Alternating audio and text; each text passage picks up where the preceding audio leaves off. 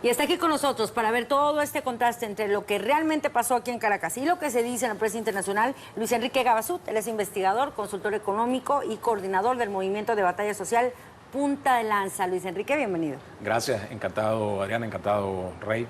Muchas gracias por estar con nosotros. Gracias bueno, teniendo en cuenta este asedio diplomático y mediático, además, que enfrenta Venezuela, le preguntamos de inicio, ¿cuál era en realidad el objetivo de la marcha, sobre todo la opositora de ayer? Mira, el objetivo evidentemente es sumar al boicot geopolítico, digamos, al ejercicio de la presión geopolítica que existe contra Venezuela y al ejercicio de la presión económica, la guerra económica, que son dos factores importantísimos en contra de Venezuela, sumarle la fuerza de una movilización de pueblo en la calle en la esperanza de un pronunciamiento incluso de algún sector o facción dentro de la Fuerza Armada Nacional Bolivariana. Que son los ingredientes de manual, de librito, esenciales para, digamos, el perfecto manual del golpe de Estado, ¿no? Sin embargo, evidentemente que aun cuando hay cierto foquismo, como suele haber en estos casos, y ciertos grupos aislados que generan la violencia en las calles, para nadie es un secreto, incluso las propias encuestadoras de oposición así lo están reconociendo, que entre el 70-80%, incluso más, de la población venezolana no están de acuerdo con una salida de fuerza, no están de acuerdo con la violencia en las calles, están de acuerdo con el diálogo, con la solución concertada, la resolución dialogada de los problemas internos y, por supuesto, no se van a prestar para este tipo de situaciones. No teniendo esa respuesta masiva, los medios internacionales, con ese poder tremendo que tienen, evidentemente buscarán de maximizar y distorsionar la realidad nacional a través de sus pantallas, de sus medios informativos. Algo que llamó mucho la atención, al menos a mi persona, sí, fue cómo se focalizaron sobre todo en ese enfrentamiento entre los seguidores de la oposición y los uniformados en Venezuela. ¿Por qué? Claro, porque esas son las imágenes que más, digamos, genera el amarillismo y el alarmismo a nivel de la opinión pública internacional. Cuando tú ves una imagen de unos guardias reprimiendo salvajemente, como dijo Almagro, las palabras que utilizó fueron totalmente fuera de la realidad nacional, que una represión salvaje, bestial. Yo estaba viendo unas imágenes como incluso algunos manifestantes le arrebataron el arma de fuego, el arma de reglamento, ¿sí?, a un funcionario de la Guardia Nacional Bolivariana. Y yo no sé si fue un pelón, como se dice aquí en Venezuela, o sea, una equivocación de periódicos seguidores de la oposición, pero hasta lo titularon así. Hasta lo titularon así, lo cual es un exabrupto en cualquier país del mundo. Tú no le puedes quitar el arma de reglamento a un funcionario porque incluso te arriesgas a una... Eso no sería una represión, ese es el ejercicio legítimo de la fuerza. Acuérdate que los estados tienen constitucionalmente el monopolio del ejercicio legítimo de la violencia, ¿ok? Por eso son los garantes de la seguridad y la soberanía de los estados y la paz de la República. Ahora les veíamos cuánta cobertura se dio por parte de medios internacionales, también de portales digitales, de reporteros que estuvieron allí para ver estas situaciones y estas escenas, y lo que ya señalaba Rey, este tono violento de estas manifestaciones que a nivel internacional, sin embargo, se les da otro calificativo, se les dice pacíficas. Escenas así, ¿protestas así son posibles en una dictadura como se intenta posicionar a nivel internacional? No, sería imposible. Con una dictadura no habría ese tipo de protestas porque la represión de los regímenes dictatoriales impide que ese tipo de manifestaciones ocurran, ¿no? Igual que el ¿Hubo represión ayer en la marcha? No, en mi criterio no. Yo he visto las escenas, he tenido contacto con personas que estuvieron cercanas a esos sucesos y las imágenes pues son sumamente claras. Realmente no ha habido ningún tipo de represión. ¿Qué hubiera pasado en una dictadura, por ejemplo, si realmente se hubiera dado una manifestación así?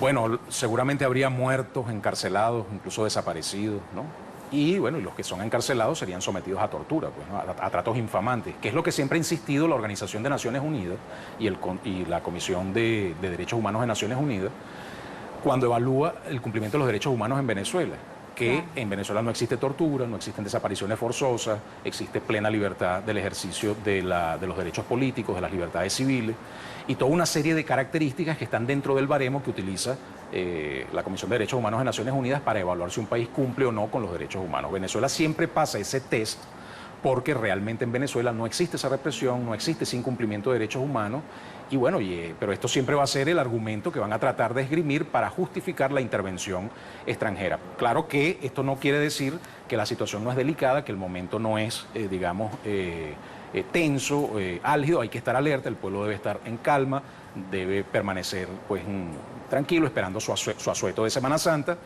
y la fuerza, confiado en la estabilidad de nuestra Fuerza Armada y en el importante rol que ejerce en la Revolución Bolivariana, que es su factor clave, su pilar fundamental, que es la unión cívico-militar, que es lo que realmente nos ha traído hasta acá desde que, bueno, que el comandante Chávez inició estos procesos, ¿no? Ahora, Luis, también, ¿cómo explicar que mientras se daban estas escenas que circularon mucho a nivel internacional, que también se fueron a portales, ocuparon las principales portadas, ¿no?, de portales como New York Times, como El País, ¿cómo explicar que medios también internacionales invisibilizaron prácticamente, no le dieron cobertura a la movilización a la que se refería Mónica Avistal y la Marea Roja, ni siquiera tampoco al discurso del presidente Nicolás Maduro? Es evidente que esto va a ocurrir porque esos poderes mediáticos transnacionales, internacionales, están a favor de, bueno, de la intervención de Venezuela y del derrocamiento del gobierno bolivariano y, más allá de eso, de todos los movimientos progresistas y gobiernos progresistas en América Latina y el Caribe. Muy importante ha sido que haya ocurrido en este momento la extraordinaria victoria, el extraordinario triunfo que ha ocurrido en Ecuador a favor de los gobiernos progresistas de América Latina, lo cual demuestra que el progresismo, los modelos alternativos no están para nada agotados en el continente. Ya las situaciones civiles internas en países como Argentina, como Brasil, el mismo Paraguay, la situación terrible que vimos recientemente sobre los sucesos que incluso te incendiaron el Congreso, hubo un muerto y todo allí, demuestran que los pueblos no están dispuestos a tolerar los desmanes y las arbitrariedades de un modelo que ha demostrado una y otra vez ser totalmente contrario a los intereses del desarrollo, de la prosperidad y de la felicidad de las naciones. Retomamos, por ejemplo, lo que señalaba El País, el portal del País, en torno a lo que vivimos aquí en Caracas. Considerando este escenario y considerando los verdaderos objetivos, entonces, Luis, tomando en cuenta estos titulares, ¿qué busca un periodismo, si es que se le pueda llamar a esto periodismo? No, buscan evidentemente que ocurra la intervención extranjera en Venezuela y el derrocamiento del gobierno bolivariano, eso es indiscutible, ¿no? Pero es difícil que lo logren porque, fíjate, ya se pronunció UNASUR en relación a que es necesario el diálogo y no la intervención. La OEA demostró, si algo demostró en el más reciente Consejo Permanente, que fue un exabrupto total, una usurpación total de funciones y una violación a los estatutos internos de la organización, desconociendo la presidencia legítima de Bolivia y la vicepresidencia de Haití, que además comenzaban a ejercer ese día para mayor gravedad del asunto, sesionando sin quórum y aprobando una resolución, una supuesta resolución en contra de Venezuela, sin la autorización de Venezuela como país miembro y además sin tener el quórum necesario para ello, ¿no?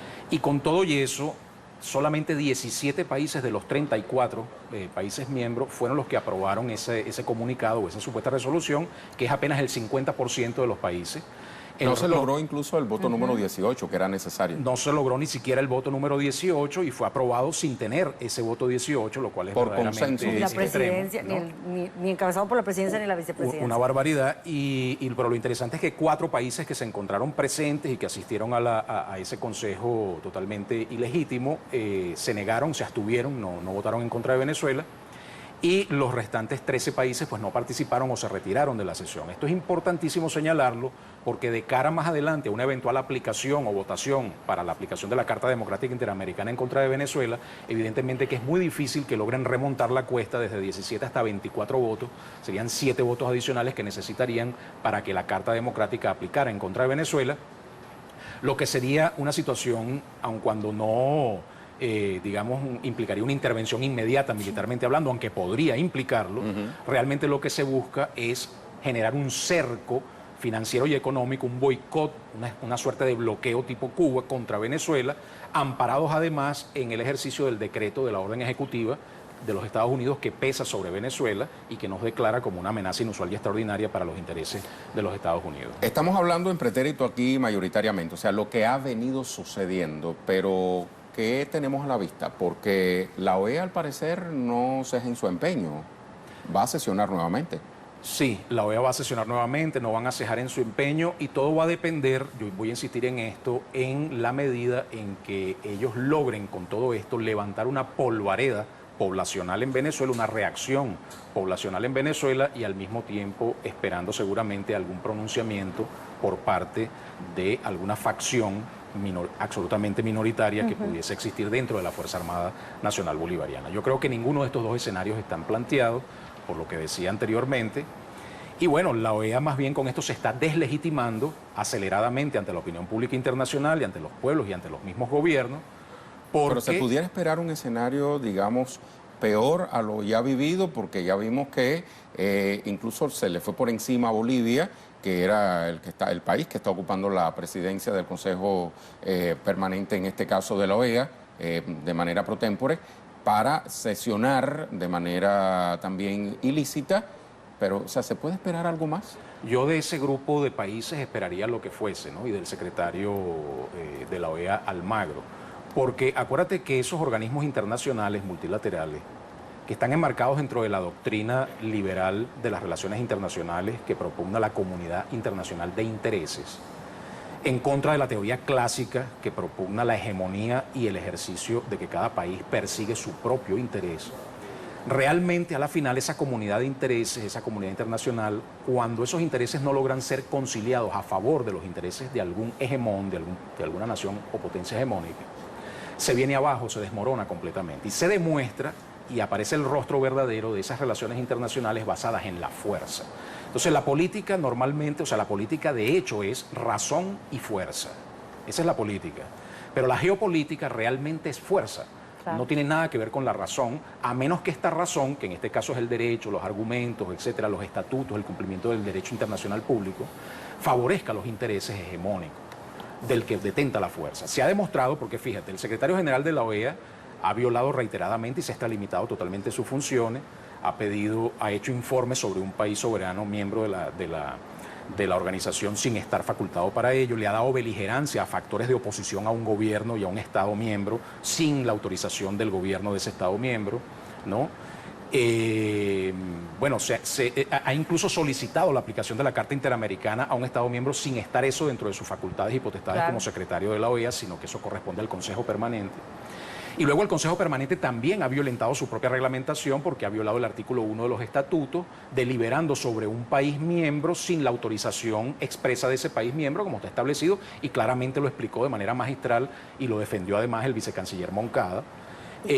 También se ha extralimitado terriblemente sus funciones en lo que acaba de ocurrir, bueno, dándole un golpe de Estado a la propia OEA, a la presidencia, a la vicepresidencia de Bolivia, de Haití, sesionando sin quórum. Es decir, ahí tú demuestras lo que ha ocurrido en Mercosur también, cuando han prohibido, digamos, le han conculcado el derecho de Venezuela a ejercer su presidencia pro tempore, alegando argumentos de que Venezuela no había cumplido o no se había adherido a las normativas internas de Mercosur, cuando la canciller Delcy Rodríguez demostró ampliamente que Venezuela ha cumplido incluso en el 95% de esa normativa, más incluso que países miembros fundadores tan importantes como el propio Brasil, ¿no? Y luego hacen una reunión el fin de semana Mercosur donde pretendieron aplicar la cláusula democrática en contra de Venezuela, la cláusula que está en los estatutos de Mercosur, para excluir o suspender temporal o definitivamente a Venezuela de ese tratado internacional. Entonces, violentando completamente todas las normativas, sin incluir a Venezuela, sin informar o notificar formalmente a Venezuela. Y ahí tú te das cuenta que la geopolítica es fuerza y no razón, no derecho, ¿no? Y que aquí nada más brevemente, y para terminar, Luis, aquí netamente, y volviendo al tema mediático, la batalla es comunicacional, porque así como usted lo señala, no ha sido contado. Entonces, también falta una fuerza comunicacional en este sentido para contrarrestar estos ataques, Luis. Es importantísimo, y yo creo que en este momento también es importante que la Fiscalía General de la República se pronuncie institucionalmente, como está debidamente facultada por la Constitución de la República para hacer ese tipo de pronunciamientos y fijar posición, porque además está obligada a hacerlo por su rol constitucional, en relación a la ruptura. Digamos, la Fiscalía se pronunció en relación a una supuesta ruptura del hilo constitucional por las decisiones o sentencias del Tribunal Supremo de Justicia, que, como lo ha explicado el constitucionalista Germán Escarrá y magistralmente el embajador Isaías Rodríguez, ex fiscal general de la República, están totalmente ajustadas a la normativa y al derecho constitucional venezolano, porque tú no puedes tener un poder legislativo, la función legislativa de un país suspendida, ¿no? Porque la buena marcha de un país necesita el ejercicio de la función legislativa. La Asamblea está en desacato contumaz, se ha anulado en sus propias funciones, ha usurpado funciones del Poder Ejecutivo, ejerciendo las relaciones internacionales, diputados que han ido a ejercer las relaciones internacionales, que son potestad exclusiva del Poder Ejecutivo del Presidente de la República. Además de eso, se han extralimitado en competencias y funciones que no están establecidas en la Constitución de la República, como por ejemplo hacerle un juicio político al presidente o al jefe del Estado, que no está previsto en la Constitución, no existe, o lo que pretenden hacer ahora de juzgar ellos y destituir a magistrados del Poder Judicial de este país cuando no tienen esa atribución, y hay una serie de normativos y requisitos y la concurrencia de otros poderes públicos que deben intervenir allí. Entonces, además, han ejercido traición a la patria también, ¿no?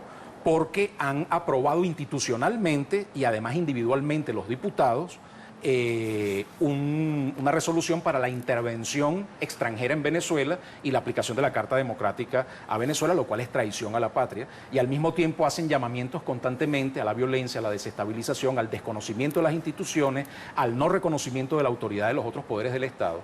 Yo preguntaría a la Fiscalía General si eso no es una ruptura del hilo constitucional que promueve el Poder Legislativo permanentemente desde hace muchísimo tiempo en una actitud totalmente contumaz y abierta.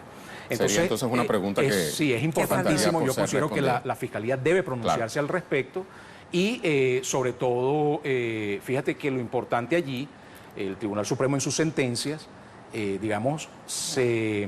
interinamente decidió ejercer las competencias legislativas del Estado porque la Asamblea Nacional está en desacato contumaz y un país no puede estar sin el ejercicio de la función legislativa. Esto la Fiscalía, soberanamente y de acuerdo a cómo le corresponde constitucionalmente, consideró que eso no está previsto en la Constitución, aun cuando efectivamente la Sala Constitucional tiene la potestad de interpretar la Constitución más allá de lo que el texto constitucional pueda decir expresamente o no. Pues ahí está, hay mucha tela todavía y muchas más historias que contar respecto a lo que está pasando en Venezuela. Luis Enrique, nos tenemos que ir, pero lo volveremos a tener nuevamente para seguir analizando este tema. Muchísimas gracias. Muchísimas gracias a ustedes.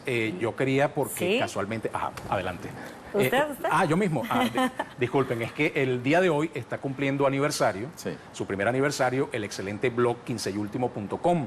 Y yo quería enviar un saludo de felicitación a todos sus miembros. Aquí está Quince y Último. Me honro en ser miembro de este equipo maravilloso de investigadores. Allí, escriben permanentemente tanques de pensamiento tan importantes como José Gregorio Piña, Pascualina Curcio, Luis Salas Rodríguez y muchísimas otras personas. Mi persona también me incluyo allí en ese equipo y los invito, siempre permanentemente a la audiencia, a estar pendientes de este blog, a leer los artículos, porque realmente le dan una lectura muy importante en estos momentos a la realidad nacional. No solamente hablaría entonces de salario, ¿no? Porque el término quince y último tiene que ver con el salario del venezolano. Tiene que ver con el salario del venezolano, ¿no? Entonces, pero no se refiere, es mucho más allá. Al empleado venezolano. El día 15 y el último del mes. Exactamente. Entonces, ahí está, entonces. Pues felicidades entonces también para usted. Muchísimas gracias. Gracias, Luis Enrique. Nos tenemos que ir a una pausa por cuestión de tiempo. Le recuerdo la pregunta, es sobre Venezuela. Participe en Agenda y allí la tiene. Con múltiples medios publicando información de todo tipo, ¿se sostiene la tesis de una dictadura en este país? Opine, participe, respóndanos en Twitter. No solamente diga me gusta, no solamente retuitee, también opina. Hay varias personas que ya ya nos están contestando. Pero la suya nos falta. Muchas gracias por aquellos que ya han contestado. ¿Y dónde está la suya? Esperamos por su respuesta. Vamos a la pausa.